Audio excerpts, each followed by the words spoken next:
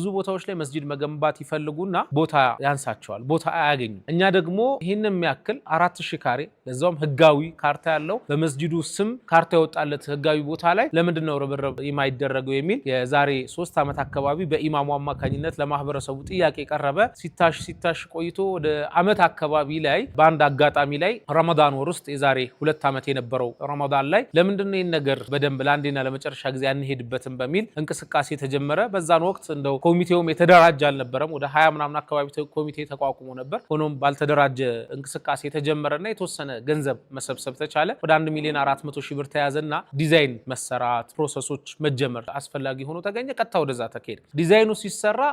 እንደምታዩት መስጂዱ በጣም ግዙፍ ነው 5 ፍሎር ነው ያለው ቤዝመንት ፕላስ ግራውንድ ፕላስ 3 ነው የተሰራውና እዚህ አካባቢ ላይ በቃ በጣም ግዙፍ ነው ይበዛል የሚል የብዙ ሰዎች አስተያየት ነበር ሆኖም መሐንዲሶቹ ዋጋ አውጡለት ተብሎ ዋጋ ሲያወጡለት 100 ሚሊዮን ብር ገደማ ከ90 እስከ 100 ሚሊዮን ብር ይፈጃል አሉና አካባቢው ላይ በሚታወቅ ሚሊዮነር ተብሎ አካውንቱ ላይ 1 ሚሊዮን ያለው ሰው የለም አይደለም ይሄ ሁሉ ሚሊዮን ሊያወጣ የሚችል ይቅርና ሚሊዮነር ብለን እንኳን ምንጠራው ሰው በሌለበት ሰፈር ላይ እንዲህ አይነት መስጂድ መገንባት በጣም ይከብዳል የሚል የብዙ ሰው ሐሳብ ነበር ሆኖም ግን ያው በአላህ ተወኩል አድርገን ያቅማችንን ቢያንስ በወቅቱ ትዝ ይለኛል ስንጀምር ቁፋሮ እናድርግ ከቁፋሮ በኋላ ይሄ ፉቲንጉን እንስራና ፋውንዴሽኑን ከወጣን በኋላ አላህ ደግሞ አለ የሚያግዘን ያመጣል በሚል ንያ ነበር ጀምረን ልናቆመው ነይተን ነው እንቅስቃሴ ውስጥ የገባነው በአላህ ፍቃድ አልহামዱሊላህ 1 ዓመት ከ9 ወር ምንም አይነት ግንባታው ሳይቋረጥ 1 ወር ብቻ ለክረምት ከፍተኛ ዝናብ ሲያስቸግረን 1 ወር